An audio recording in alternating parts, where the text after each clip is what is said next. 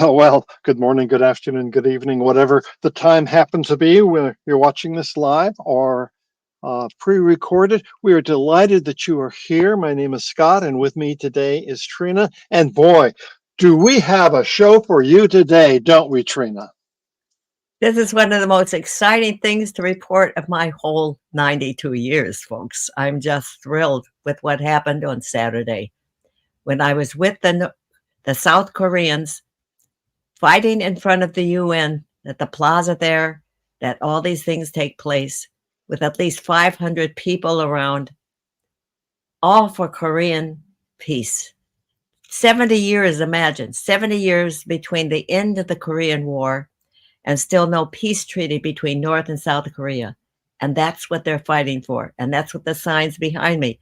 OP over there, that's one of the signs.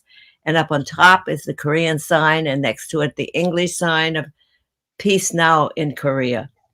And here I am with my red, almost iconic shirt now in the middle of very dark colored folks in their very simple costumes, not regular clothes.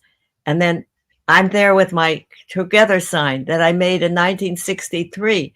My goodness, I mean, how that's weathered the way.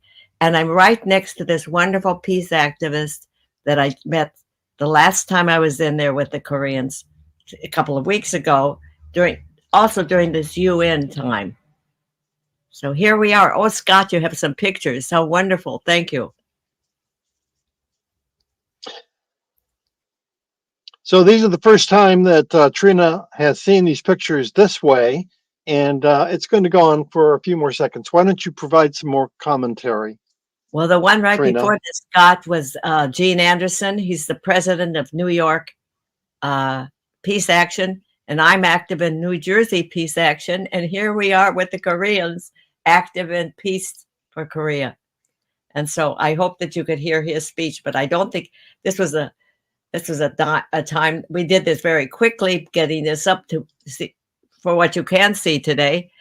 And so maybe we can put it up, Scott. What do you think? Do you think we can put something up that's fuller about this rally? Because it's worth you seeing. It's worth you seeing the enthusiasm of the Koreans and our participation in it as Americans. They just loved having us Americans among them. Yes. And so, Scott, what you'll tell us at the end what you can feel you can do, okay? So, go for it, Scott. You're the technical person here. Here we go. Now we've got it. So continue talking, Trina, as I go through some of these pictures. You get some of the sense of the crowd. They were just full of balloons, and I had a balloon, and I went out to get it just now, and it had popped. Very interesting to me at the very end of this, at the second UN plaza that we went to, they had everybody popping their balloons so they wouldn't contaminate the waterways and the other things, which was a very thoughtful thing. So I had taken one and hoped that we would have it, but I have the other signs behind me that I brought home with me. So here we get a sense. You got to imagine all those people with their balloons and struggling for unification of Korea. And so you'll see what I said. And I was so privileged to be there. So privileged to be part of this.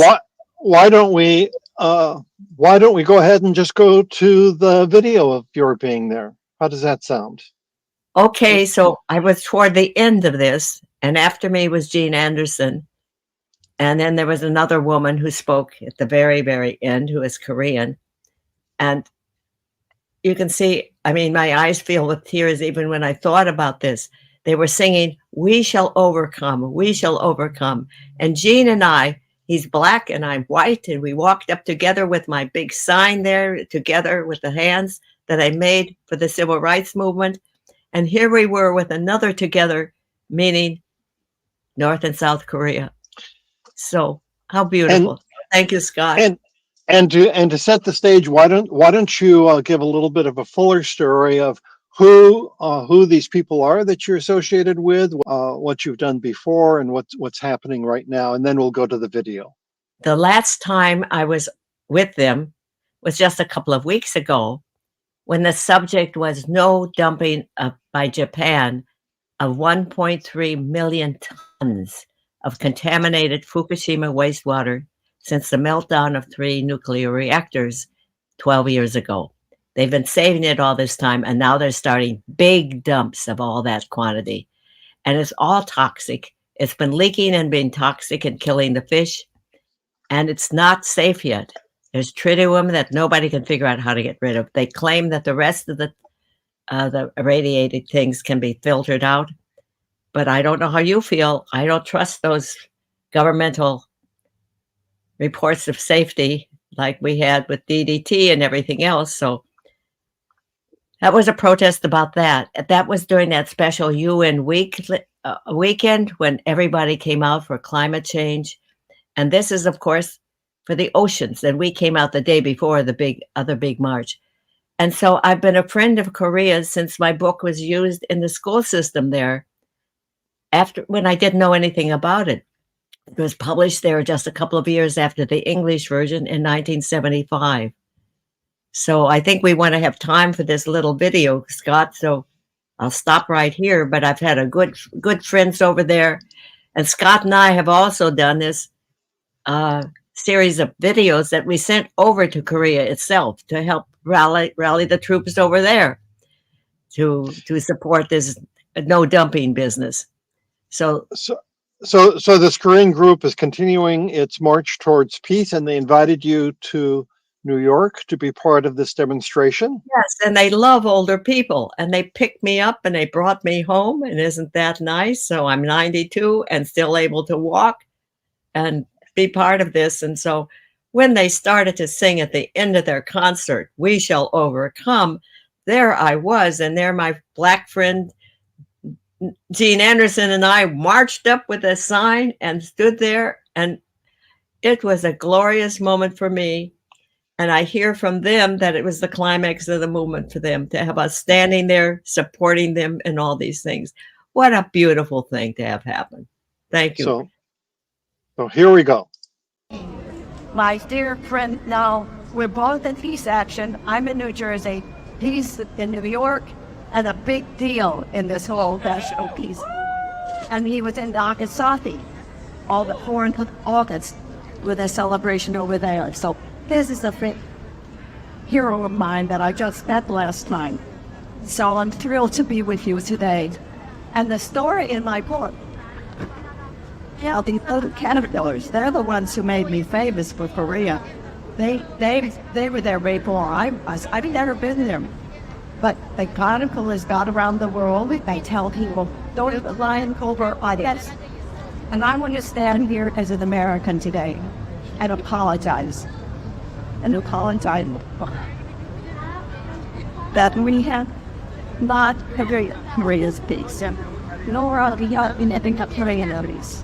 We have a way of how to make houses, and we see unable to celebrate some kind of cooperation that I think we today are never flat and that side of the land certainly doesn't stand for. So thank the jury for receiving me in interest rate. Thank you, Miss Trina. She enlisted. I didn't help the peace of Korea, but right now she joined with us and she demands peace in Korea. She demands peace in Ukraine. Now only my friend, my brother. There we go. That's it. Thank you, Scott. Thank you. Boy, that was thrilling to see. What happened? What happens next? And what comes Gene next? Anderson speaks next, and I hope if we have a chance. You did this very quickly. You did this whole thing very quickly. Have put up some of his talk because it's very inspiring too. It's just very inspiring. And I just want to say to all of you watching is that if you're at all lonely or feeling discouraged or depressed about the state of the world, and there's a lot of reasons for that, join with a group that you can believe in. Join with a subject that catches your passion. And I hope you have some passion about something and that help make a difference. And you will find a community of support and love that you might never have dreamed would exist. We all need to be good with our families and our close people and our towns and our communities that go on and outward to the whole world. And we have this chance to find these groups we can associate with. It's a tremendous possibility. It's a tremendous way to feel some hope in this world right now. So join something that you believe in. So that's my advice for today. And you can see that I've been taken on by these beautiful, beautiful people that it's hard to believe. And it's hard to believe I didn't know a thing about this whole Korean 24 pirated editions before the legal one came out in 2020. I didn't know that at all.